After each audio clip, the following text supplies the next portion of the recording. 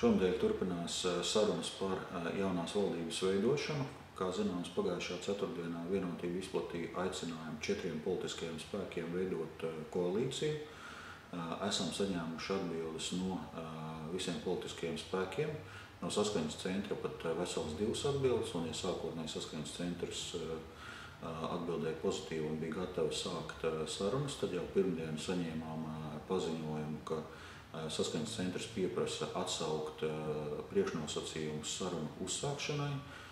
Vienotība nav gatava šos priekšnosacījumus atsaukt, jo tie ir fundamentāli jautājumi par latviešu valodu kā vienīgo valsts valodu Latvijā, par okupācijas faktu atzīšanu, par esošās ārpolitikas kursas turpināšanu, par esošās integrācijas naturalizācijas politikas turpināšanu, un šie nosacījumi paliek spēkā.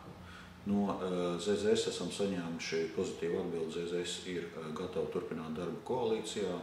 Attiecībā uz TBLNK visu Latviju arī esam saņēmuši kopumā pozitīvu atbildi.